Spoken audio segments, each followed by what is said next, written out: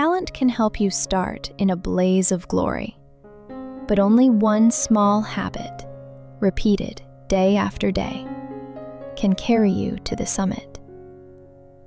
This is the story of Heavenly Peak, where raw strength gave up halfway, and quiet consistency won in the end. Have you ever wondered what truly separates a talent that flares up and burns out from a legacy that lives on through time? The answer isn't found in superhuman strength or extraordinary genius. It hides inside a simple story I'm about to tell you. The story of Heavenly Peak Mountain. At a small village nestled at the foot of the towering Heavenly Peak, the villagers shared a dream. They longed for a sacred temple at the very top of the mountain, a place where they could send their prayers up to the heavens. But the mountain was too high, its cliffs too steep and dangerous. The narrow trail that existed was only suitable for the strongest and bravest. To turn this dream into reality, the village chief called everyone together and urged them to build a stone stairway, a solid path leading all the way to the sacred summit. The challenge seemed far too great for such a small village, and yet it lit a fire of determination in the hearts of two very different people. The first was Dung, a young, broad-shouldered man, known throughout the village for his incredible strength. Standing proudly before everyone, Dung thumped his chest and declared with confidence, "With my strength, I'll choose the biggest, sturdiest rocks. In no time we'll have a grand stone path. Youthful strength can move mountains and fill the seas." The crowd erupted in cheers. Their eyes shone with admiration and hope. They believed that with Dung's power, this great project would soon be completed.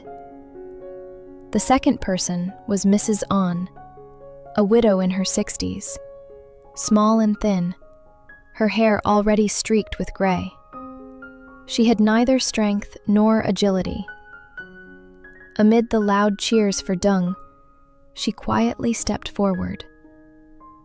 Her voice was gentle but steady as she said, "I am old and weak.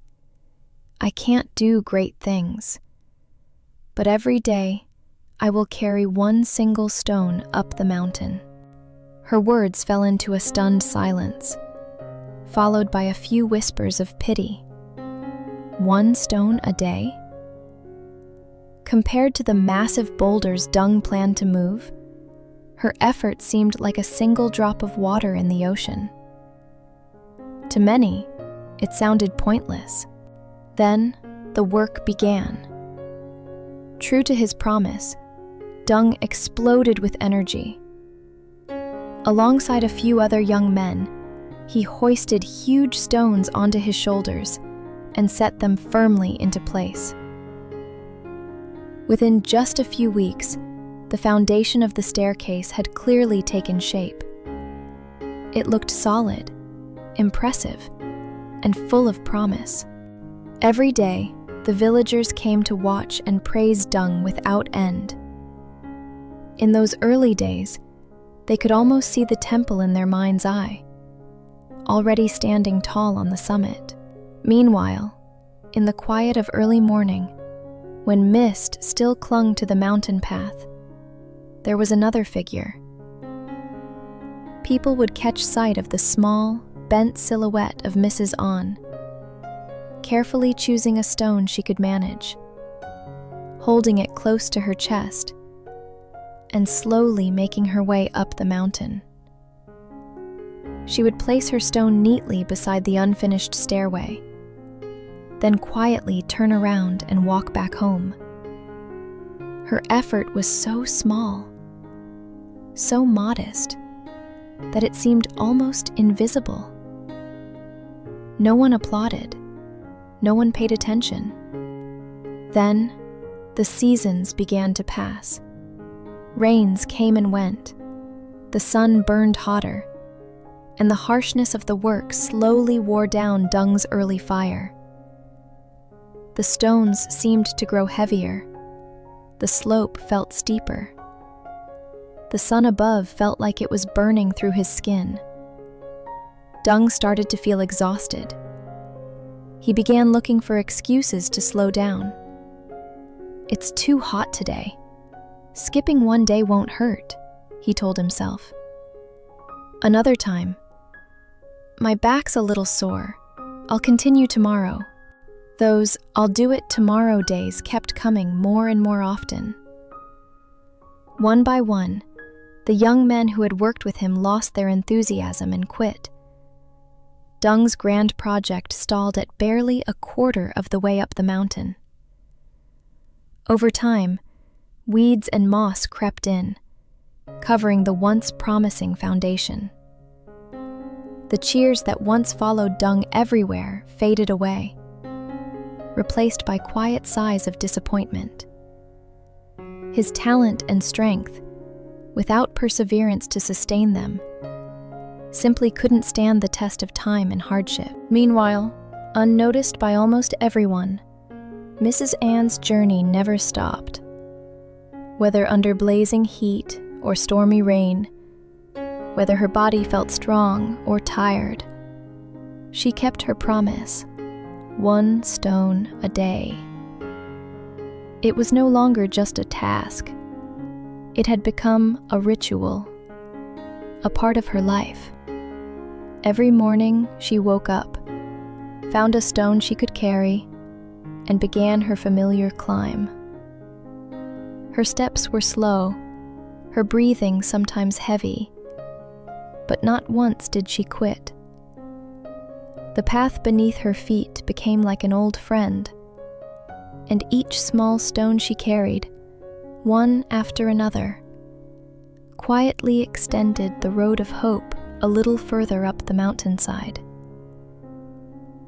Years went by.